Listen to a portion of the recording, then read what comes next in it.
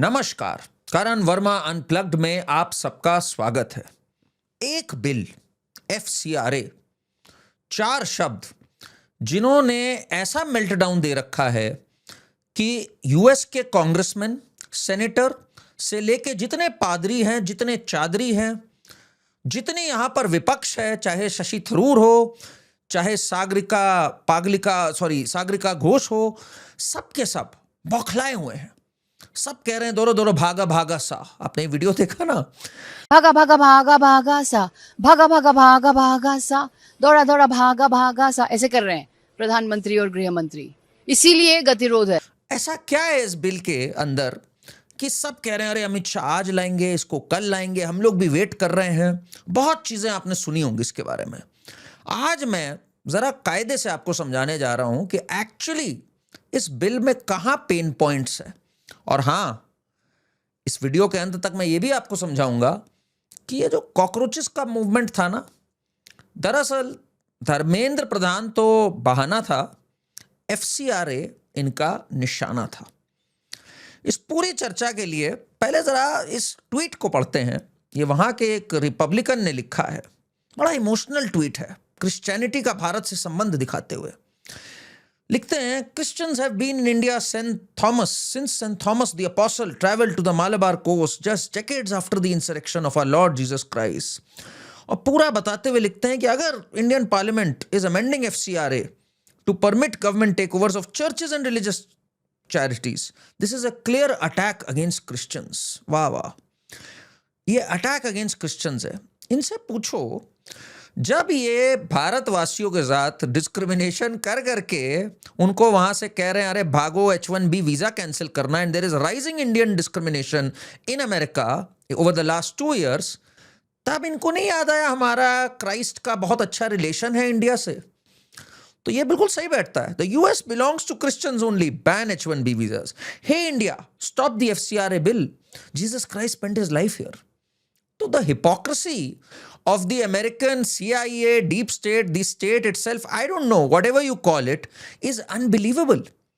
So much so कि एक इनके रिपब्लिकन स्मिथ जब मार्को रूबियो इंडिया आ रहा था, उससे बकायदा बैठ के कहा कि भाई इंडिया यूएस के रिलेशंस खराब हो जाएंगे अगर FCRA अमेंडमेंट हो, आप जाके इसको उठाइएगा। और मार्को रूबियो सीधा आया, न्यू दिल्ली नहीं पहुंचा, वो मिशनरीज ऑफ चैरिटी में, वही मदर टेरेसा वाली जो चैरिटी होती थी, वहां पर गया कोलकाता में। उनको उसने समझाया कि अरे हम आपके साथ खड़े हैं। मैंने इससे ज्यादा नेकेड एडमिशन ऑफ गिल्ट एक कंट्री का देखा नहीं, जो एक तरह से मान ले रहा है कि हम इतना मरे जा रहे हैं आपको चैरिटी में पैसा देने के लिए। इतने दयालु, इतने कंपैशनेट तो आप हो नहीं। साफ बात बोलो कि ये एक मैकेनिज्म है आपके देश को कंट्रोल करने का हमारे पास, और अब जब वो कंट्रोल रिलीज हो रहा है तो हम फड़फड़ा रहे हैं। और इनकी फड़फड़ाहट में आपको जरा समझाता हूं कितना इन्होंने कष्ट दिया। आज कोई भी कॉन्स्पिरेसी थ्योरी की नहीं बात करूंगा, आज मैं हार्ड डेटा आपसे डिस्कस करना चाहता हूं। 3 से 4 बड़े प्रोजेक्ट्स आपको पहले मैं बताता हूं किस तरह से NGOs, these bloody NGOs, some of them are good NGOs, but some bloody NGOs stalled our development. उन्होंने हमारा विकास रोका, कितने लोगों की नौकरी खाई, और भारत के रिसोर्सेस को कितना नुकसान किया। एक एक करके इसको जरा आज पढ़ते हैं हम। सबसे पहले मैं जिसका एग्जाम्पल देना चाहता हूं, and that is very very close to my heart and it hurts me even today to see क्या हुआ था इसके साथ। That was the Sterlite copper plant in Tamil Nadu. आज भी लोकल्स रिग्रेट करते हैं। ये कॉपर प्लांट जो वेदांता की इन्वेस्टमेंट थी भारत के अंदर, और इसके तहत इतना भारी प्रोडक्शन था कॉपर का कि भारत एक कॉपर एक्सपोर्टर देश था। जी हां, इस एक पूरा जो एक एनवायरमेंटल को लेकर, एनवायरमेंटल कंसर्न्स को लेकर जो NGO लॉबी ने काम किया, उसके बाद, और इसमें दी अदर मीडिया नाम की एक सो कॉल्ड मीडिया ऑर्गेनाइजेशन ने भी इसको फ्यूल किया, जो कि FCRA से पैसा पकड़ी हुई थी, कि ये प्लांट बंद हो गया। ये प्लांट बंद होने के बाद भारत कॉपर एक्सपोर्टर से कॉपर इंपोर्टर बन गया। जी हां, और आज तक लोग रिग्रेट कर रहे हैं इसको। कितना नुकसान हुआ भारत को जरा आपको पता होना चाहिए। इससे 1500 वर्कर्स तो इमीडिएटली डिस्प्लेस हुए, लाइवलीहुड ऑफ अराउंड 40,000 इंडिविजुअल्स कितनी और इंडस्ट्रीज साथ की जो थी, जैसे textile mills, thermal power plants, food corporation, Indian warehouses, salt pans, सब के सब पूरा इकोसिस्टम ध्वस्त हो गया।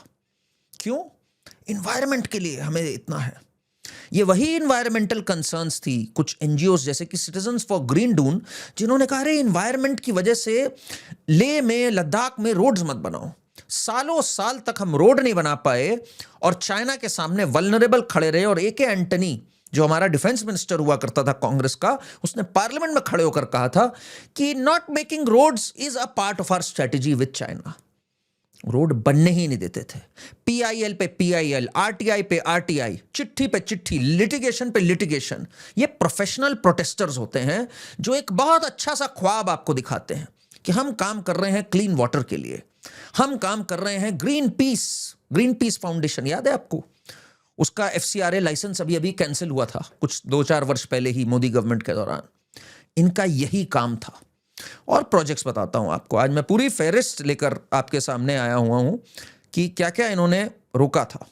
ये देखिए, ग्रीन पीस इंडिया, कमाल का एनजीओ, एनवायरनमेंट की इतनी खुदखुदी मची रहती थी कि इसने कितने प्रोजेक्ट्स रुका दिए। मध्य प्रदेश में कोल ब्लॉक, महान कोल ब्लॉक प्रोजेक्ट पूरा रुकवा दिया। बाद में कोल एलोकेशंस भी आर्बिट्ररी कह दिए गए सुप्रीम कोर्ट के द्वारा, वो एक अलग चीज थी पूरी। But the project was stalled for good decades. अगला, नर्मदा बचाओ आंदोलन, सरदार सरोवर डैम, भाई ये कैसे भूल सकते हैं? मेधा पाटकर का कमाल, रिहैबिलिटेशन हो जाएगा, ट्राइबल्स को जगह नहीं मिलेगी। आमिर खान बैठ गए, फना पिक्चर गई भाड़ में, आमिर खान भी उतर आए इसमें। अनपढ़ जाहिल जिसे कहते हैं, आमिर खान वगैरह तो अनपढ़ रहे होंगे इसमें, पर ये जो थे मेधा पाटकर जैसे लोग, ये बहुत शातिर थे। बाद में पता लगा इन्होंने एफसीआरए नॉर्म्स को वायलेट किया और फाइनली जब मोदी गवर्नमेंट पावर में आई और फाइनली इस डैम की हाइट रेस करी गई, लाखों घरों में पहली बार पानी आया, हजारों लाखों हेक्टरों को पहली बार खेतों को पानी मिला। और बाद में जब एक इंडिपेंडेंट स्टडी हुई तो पता लगा जितने भी ट्राइबल्स डिस्प्लेस हुए थे, they were rehabilitated even better than what their original habitation was. This was the fraud of Medha Patkar. ऐसे कई फ्रॉड्स हैं। टीस्टा सेतलवाद, कहने की जरूरत नहीं, जिसने डॉक्टर किया था विटनेसेस को 2002 के गुजरात दंगों के बाद, आज वो भी बाहर निकल गई थी। राना अयूब, टीस्टा सेतलवाद, ये सब के सब पूरी एक मंडली थी, दीज शैंपेन एक्टिविस्ट्स, जो कि पैसे लेके एक्टिविज्म करते थे, पैसे लेने के पश्चात उसको अपने कंफर्ट में घुमाते थे। मैसिव वायलेशंस जिन्होंने करी। बट पीपल थॉट कि उस जमाने का मीडिया ऐसा रहा और सोशल मीडिया नहीं था, अरे they are for a just cause, बेचारे ट्राइबल्स के लिए खड़े हैं, बेचारे हवा और पानी के लिए खड़े हैं, किसी को तो खड़ा होना पड़ेगा इस चीज के लिए। ऐसे इन्होंने बेवकूफ बनाया सालों साल तक। और पॉस्को प्रतिरोध संग्राम समिति, इन्होंने POSCO steel plant in Orissa को रुकवाया। That was another disaster for the economy. करोड़ों का नुकसान, जॉब्स गई। इनफैक्ट एक एस्टिमेशन ये कहता है कि हमारे को इन एक्टिविस्ट्स और एनजीओ लॉबी की वजह से करीब करीब 3% जीडीपी का नुकसान हुआ है। 3%, मतलब लाखों करोड़ों jobs. That is the kind of economic impact these people have. Now coming back to कि भाई एफसीआरए को टाइटन करने से ऐसा क्या होने जा रहा है? इन सबकी कमर टूटने जा रही है जो ये प्रोजेक्ट्स रुकवाते हैं। कैसे, मैं जरा आपको समझाता हूं। भारत देश में कितने एनजीओ हैं, जरा ये पता होना चाहिए भाई आपको। भारत देश के अंदर जितने भी G20 नेशंस हैं, ठीक, G20 मतलब जो बड़े डेवलप्ड नेशंस हैं, जिसमें सब आते हैं, यूएस, यूरोपियन कंट्रीज, फ्रांस वगैरह, उसमें 35% एनजीओ जो टोटल है वो भारत ही में है। जलवा देखिए आप भारत में ना इतने हॉस्पिटल, ना इतने स्कूल, ना कुछ एनजीओ। हर गली गली में एनजीओ खुला हुआ है भारतवर्ष में। कितने एनजीओ हैं? करीब करीब 37 लाख एनजीओ हैं भारत में। चप्पा चप्पा एनजीओ से भरा हुआ है। इतना ज्यादा सद्भाव है सबके अंदर, मदद करने का, चैरिटी करने का, कि जगह जगह पे सब खोल के बैठे हुए एनजीओ। कितना प्यार, सौहार्द है। और मरे जा रहे हैं जितने फॉरेनर्स हैं कि भाई भारत के बच्चे का भला कर दो, भारत की हवा का भला कर दो, भारत में कुपोषण नहीं होना चाहिए। इस कदर इनका दिल धड़क रहा है भारत के लिए, लड़ने मरने को तैयार है भारत को अच्छा करने के लिए लोग। तो ये होड़ लगी हुई है भारत में। तो जब इतने एनजीओज होंगे तो भाई उतने फिर कॉजेज उठेंगे। और मिशनरीज ऑफ चैरिटी ने भाई क्यों बुलाया रूबियो को, इसका भी एक क्वेश्चन आता है। देखिए जरा, ये 5 हैं बड़े लाइसेंसेस जो जरा पिछले वर्ष नहीं 2024 में इनफैक्ट जिनके FCRA लाइसेंस कैंसिल हुए। जरा पढ़ते हैं इनके नाम। Voluntary health association of India, church auxiliary for social action, Indo global social service society, evangelical fellowship of India, CNI synodical board of social services. Christian missionaries और NGOs का बड़ा खास लगाव है भारत से, और इनके FCRA लाइसेंसेस भी खूब कैंसिल होते हैं। क्यों होते हैं भाई? क्योंकि एकमात्र ध्येय है इनका, और वही मदर टेरेसा का भी ध्येय था, और वो लक्ष्य है कन्वर्जन होना चाहिए। हमारा जो फेथ है वो आगे बढ़ना चाहिए। All for the one true God, only and only Christianity shall prevail. एक तरफ भारत की किस्मत देखिए आप, एक तरफ वो हलाल सर्टिफाइंग एजेंसीज है जो पैसा घूम घूम के आता है मिडिल ईस्ट से चादरी वालों के लिए, और एक तरफ ये पादरी वाले हैं। पादरी प्लस चादरी, ये भारत के सौभाग्य में है। अब जब इनके FCRA लाइसेंस पे बात आई है, कितने क्रिश्चियन मिशनरी स्कूल्स हैं भाई भारत में, कितनी मिशनरी ऑर्गेनाइजेशंस हैं, कितने कन्वर्जन्स चल रहे हैं, पैसे दे दे के कन्वर्जन हो रहे हैं, अल्योरमेंट्स, कोअर्जन, मतलब अनबिलीवेबल कन्वर्जन है। इस बार जो FCRA में पहला बड़ा नियम आया, वो आया बड़ा बड़ा लिखकर कि अब जब FCRA लाइसेंस लोगे उसमें प्रोजेलिटाइजेशन इज नॉट पॉसिबल। सबसे पहला क्लॉज जिससे इनके होश उड़ गए। होता क्या है, जब अब कोई भी FCRA लाइसेंस लेता है तो वो बड़ा वेग सा आंसर लिखता है कि भाई हमारा purpose will be religious activities या कुछ भी। इस बार सामने सामने कॉलम है, आपको टिक लगाना है। रिलीजियस एक्टिविटीज में भी 16 कैटेगरी है कि भाई मंदिर बनवाओगे, गुरुद्वारे की सफाई करवाओगे, रिस्टोरेशन ऑफ बिल्डिंग्स कराओगे, क्या करोगे, और प्रोजेलिटाइजेशन यानी कन्वर्जन इज नॉट अलाउड। तो भाई इनका जो असली मकसद था वो आपने हटा दिया, तो गुब्बारे से हवा निकाल दी आपने, तो फड़फड़ाएंगे तो है, फुस से होके उड़ेंगे ही हवा में। तो तभी हमने देखा कि जब कॉकरोच जनता पार्टी का मूवमेंट चल रहा था जंतर मंतर में, पहली बार बिशप्स भी चले भाई, पादरी निकल आए घरों से बाहर, वो भी चले। एजुकेशन के लिए दिल धड़क रहा है, ऊपर एजुकेशन नीचे FCRA था।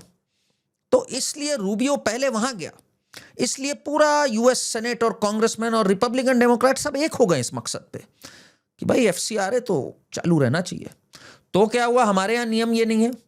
खुद US में जो FARA एक्ट है, FARA एक्ट है, उसके तहत पूरा रजिस्ट्रेशन होगा। हम किसी फॉरेन बॉडी को नहीं अलाउ करेंगे। बट US का तो जलवा ही अलग है भाई, डबल स्टैंडर्ड्स तो आदत है। हमारे लिए अलग नियम है, तुम्हारे लिए अलग नियम है। हमें हक होना चाहिए तुम्हारी मदद करने का, भाई हम मरे जा रहे हैं तुम्हारी मदद करने के लिए। वो अलग बात है, हम कह रहे हैं Indians are taking our jobs and H1B should be eliminated. This is the American hypocrisy here which stands exposed. अभी तो मैंने आपको केवल पहला नियम बताया, थोड़ा और नियम बताता हूं आपको, मजा आएगा आपको और सुन के। दूसरा नियम यह है कि भाई दिल्ली में स्टेट बैंक ऑफ इंडिया की एक ही ब्रांच में खाता खुलेगा, FCRA का पैसा वहीं से आएगा, पहली बात। दूसरी बात, ये पूरा जो होगा एक CA द्वारा ऑडिट होगा कि इसी पर्पस के लिए यूज हो रहा है, फील्ड एजेंट्स भेजे जाएंगे। अगर कोई और पर्पस के लिए यूज हुआ 30% पैसा जब्त। और अभी तो 30% तो बस एक ट्रेलर है, ये तो केवल झांकी है, पिक्चर अभी बाकी है। पिक्चर ये बाकी है कि अगर तुम्हारा FCRA लाइसेंस कैंसिल हुआ, क्योंकि हर 5 साल पे अप्लाई करना होता है, अगर तुमने नॉर्म्स पूरे नहीं किए तो कैंसिल होगा तो भाई एक डेजिग्नेटेड अथॉरिटी आपके एसेट्स को टेक ओवर कर लेगी। सिंपल सी बात है। जो फॉरेन चंदे से बनाए हुए आपके यहाँ एसेट्स थे जो आपके लिए कार्य करें या आपके अड्डे होते थे, वो भाई सरकार एक डेजिग्नेटेड अथॉरिटी के थ्रू सीज कर लेगी। अब ये फड़फड़ा गए, अब ये कह रहे हैं हमारी चर्च पे कब्जा होने जा रहा है। झूठ जैसे फैलाया जाता है, जैसे कहा गया था CAA में सिटीजनशिप छिन जाएगी, ये हो जाएगा। अब कह रहे हैं हमारे चर्च पे कब्जा हो जाएगा, हमारे इंस्टीट्यूशंस पे कब्जा हो जाएगा, हमारे हॉस्पिटलों पे कब्जा हो जाएगा।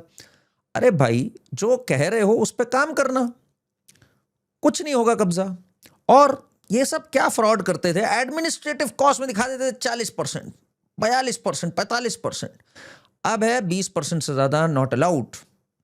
और जो फॉरेन फंडिंग आ रही है पीछे से, उसका कुछ परसेंट 10 लाख मिनिमम यूज करते रहना है। ये नहीं कि टुकड़ों टुकड़ों में आया, उसको सिमटाया और बाद में बांट दिया कॉकरोचों में या किसी और में कि मचाओ उपद्रव। अब यूज करते रहना है, नहीं तो आने पे फिर रोक लग जाएगी। और ज्यादा समझाएंगे नहीं, पहली बार में पेनल्टी है 30% की, कुछ टाइम रुकेंगे 6 महीने, उसके बाद भाई टेक ओवर है। तो ये है नए नियम कुल मिला के, अभी भी शुरू ही हुए हैं, अभी बहुत नियम बाकी है इसमें। अब अगला नियम क्या था? If this was not enough, इन्होंने सोचा अच्छा कुछ ऐसे करेंगे। अगला नियम ये कर दिया कि भाई थर्ड पार्टी को आप अपनी चीजें नहीं दे सकते। ये बहुत होता था। ये जितने आप दल्ले देखते हो ना, जो दलाल लोग घूम रहे होते हैं अलग अलग जगह पे मीडिया में, और इसमें जो देश विरोधी बातें करते हैं, उनके अपने भी एनजीओ होते हैं। और किसी एफसीआरए वाले ने पैसा लिया, फिर उसने छोटे एनजीओ में बांटा, और एक पूरी शील्ड बनी हुई होती है जिससे कि एक पूरा अपना इकोसिस्टम इन्होंने तैयार कर रखा होता है योया टाइप लोगों को। अब उस पर भी रोक टोक कि आप ऐसे पास ओवर नहीं कर सकते चीजें, पूरी ऑडिट ट्रेल, पूरा सब कुछ चलेगा। फिर भी ये लोग सोचते रहे कि चलो ऐसे घुमाएंगे वैसे घुमाएंगे।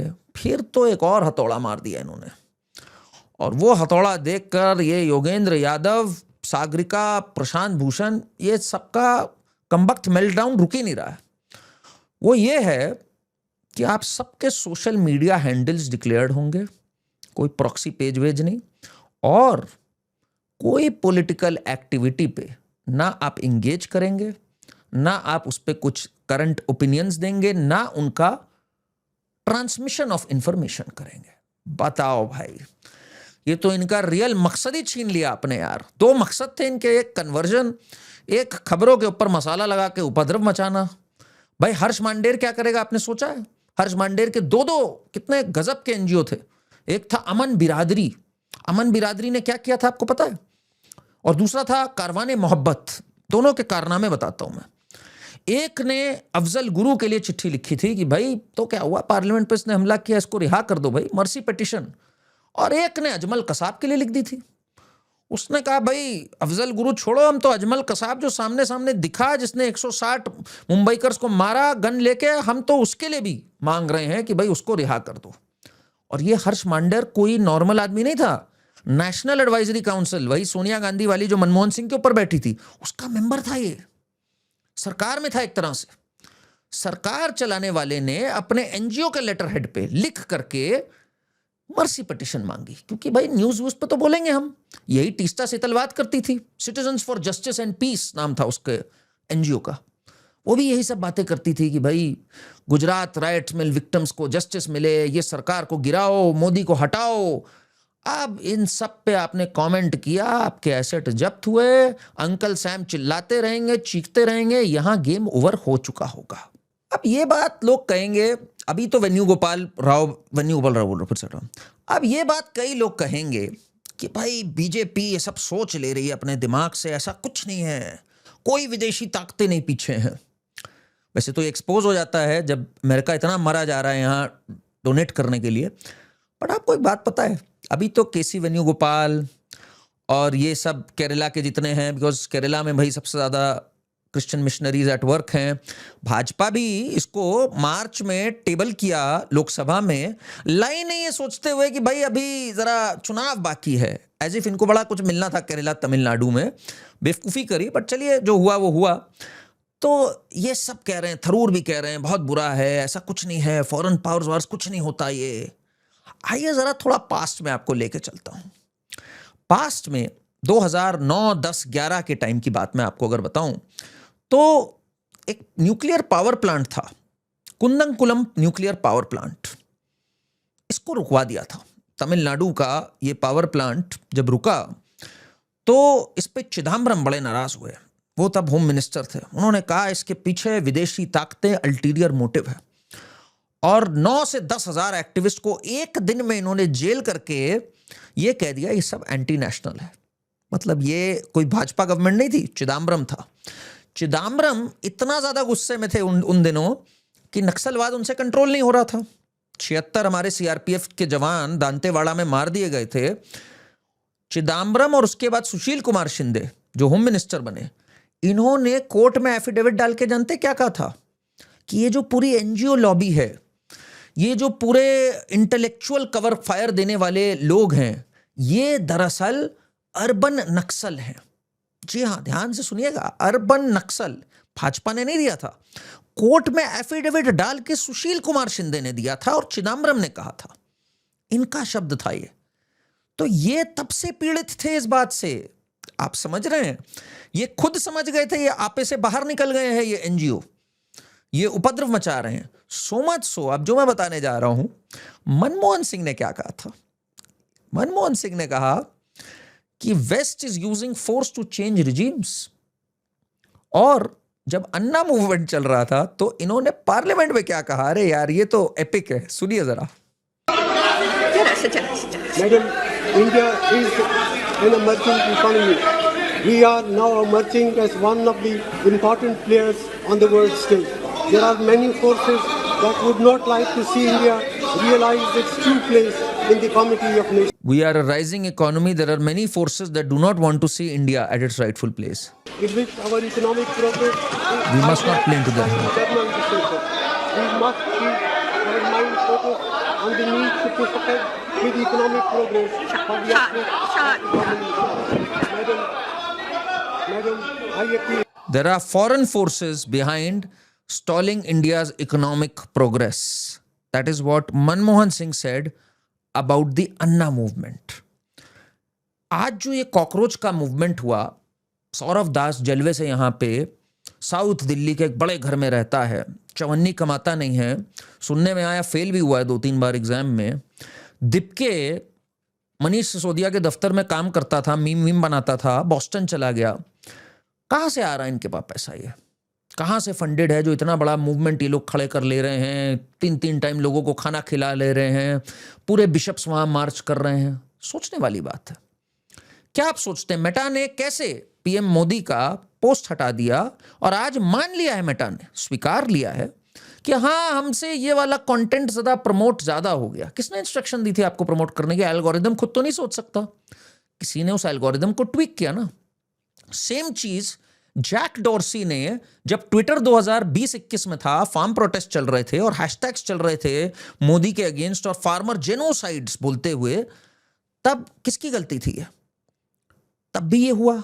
आप क्या सोच रहे हैं ये ऐसे ही हो जा रहा है? एफसीआरए पे जब जब टाइटन होगा ये रिवोल्ट करेंगे। मेटा इटसेल्फ कितने एनजीओस को एम्पावर करता है, एनजीओस को पैसा देता है। ये जितनी फाउंडेशंस हैं, ये बिल गेट्स फाउंडेशंस वगैरह, इनका 1 फुट बिग टेक में होता है, 1 फुट एनजीओ में होता है। इधर से आपको टाइट कर सकते हैं, उधर से आपको टाइट कर सकते हैं। यू थिंक ये नेचुरल था पूरा जो कॉकरोच का प्रोटेस्ट था? यू थिंक इनको घंटा फर्क पड़ता है एजुकेशन का और नीट का? ये सब एक बहाना था, असली निशाना इनका एफसीआरए था। और अब ये एफसीआरए बिल पास होना बहुत जरूरी हो जाता है, बिकॉज रेजिस्टेंस तो आना ही आना है। यूएस इन्वेस्टमेंट से भी आपको थोड़ा सा आर्म ट्विस्ट करने की कोशिश करेगा। कितना इन्वेस्ट किया यूएस ने, आपको जरा एक आइडिया होना चाहिए। 2017 से 21 में एफसीआरए के रूट से यूएस द्वारा ज्यादा नहीं, बस 50,000 करोड़ आया है। 50,000 करोड़। 22 से 25 में उम्मीद है 75,000 करोड़ पार कर गया। इतने 1,000 करोड़ पंप इन हो रहे हैं यहां पे to tweak policies, to somehow get their way, to make sure they get a shot at resources, और टू मेक श्योर कि आपको वो टाइट रख सकें जब चाहें। पाकिस्तान को एड देते हैं जहां क्रिश्चियंस मारे जाते हैं। क्यों? क्योंकि वहां सूट करता है भाई, भारत के प्रोग्रेस को क्लिप करना है। इसलिए this is what these forces are. तब चिदम्बरम और मनमोहन सिंह से बड़े नाराज थे यूएस, क्योंकि ये चाइना से, सीपीसी से कांग्रेस पैक्ट साइन करके बैठी हुई थी। बहुत नाराज थे तब इनसे ये कि अच्छा चाइना के ज्यादा करीब जा रहे हो, बताते हैं। Pick up the phone, hello mister AK, get going, खड़ाक, whoever AK is. This time it was perhaps Dipke Das, whoever. This is the design that we are seeing.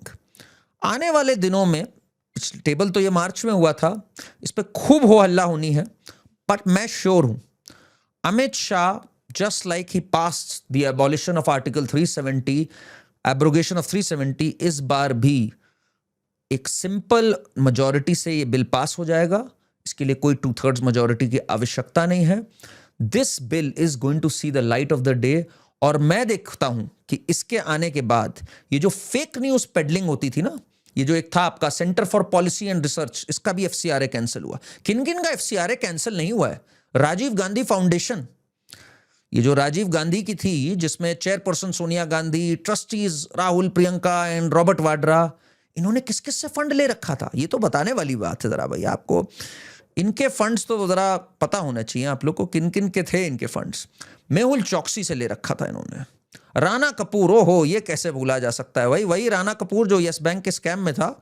उसने प्रियंका वाड्रा की एक पेंटिंग, प्रियंका वाड्रा कितनी महान आर्टिस्ट है आपको पता ही, 2 करोड़ में पेंटिंग खरीद ली थी, ज्यादा नहीं 2 करोड़ में। जिग्नेश शाह, जाकिर नायक, ओहो पीस के मसीहा, इस्लामिक रिसर्च फाउंडेशन के जाकिर नायक भी 50 लाख दे के बैठे हुए थे भाई राजीव गांधी फाउंडेशन को। तभी तो दिग्विजय सिंह और ये सब आते थे इनके फंक्शन में। इस्लामिक टीवी चलता था 24 घंटे यूपीए के रूल में। और चाइनीज गवर्नमेंट ने 1 करोड़ दे रखा था इनको, एम्बेसी के थ्रू आया था इनके पास। दिस इज द फाउंडेशन जिसका लाइसेंस कैंसिल हुआ। सोनम वांगचुक का भी लाइसेंस कैंसिल हुआ है। सोनम वांगचुक के फंड्स के बारे में तो इलीगल टिप्पणी कांग्रेस ने करी हुई है बैक इन 2007। तो सोनम वांगचुक का भी कैंसिल हुआ, इसका भी कैंसिल हुआ। मैं आपको बताऊं कितने कैंसिल हुए हैं। जब से एफसीआरए का रजिस्ट्रेशन आया है, ये वाला मैं 2012 से बात कर रहा हूं, 52,000 को आज तक लाइसेंस मिला था, आज तक जो मिला था। आज की डेट में उसमें से केवल 14,450 यानी 28% एक्टिव रह गए हैं। बाकी सबका एफसीआरए लाइसेंस कैंसिल हो चुका है। 72% भग गए, बिकॉज या तो वो इलीगल कर रहे थे, या वो नॉर्म्स को नहीं फॉलो कर रहे थे, या पैसा घुमा रहे थे, या फिर कुछ और कर रहे थे। इससे आपको पता लगना चाहिए कितना डीप है ये मलेज। इस पूरे डीप मलेज को एक स्कूप में बाहर करने का एक मौका है एफसीआरए बिल का। आई होप आपको क्लियर हुआ हो why this bill is very very important for our internal security. Otherwise ऐसे कॉकरोचेस रोज निकलेंगे गटर से, इनकी फंडिंग को रोकना बहुत अनिवार्य हो जाता है। जस्ट एज नक्सलिज्म के केस में it was the actions of the ED. लोग अक्सर पूछते हैं ईडी ने क्या किया, कितने नेता पकड़े गए। ईडी ने फंडिंग पे जो क्रैकडाउन किया फाइनेंशियल टास्क फोर्सेस ने, उसने इंश्योर किया कि रेड कॉरिडोर पूरा हट गया। उसने इंश्योर किया कि कश्मीर से पत्थरबाजी हट गई। और अब ये इंश्योर करेगा कि ये जो कलर्ड रेवोल्यूशंस होती रहती है ना आए दिन, ये बैठ गया धरने पे, वो बैठ गया, ये यहां से मार्च निकल रहा है, ये भी समाप्त हो जाए। More power to this government for passing the FCRA. जब एफसीआरए पास होगा तो हम एक और सेशन करेंगे, आप और हम फिर से बात करेंगे। इस वीडियो को हाइप करिए, लाइक करिए, शेयर करिए। This should reach everyone. Thank you.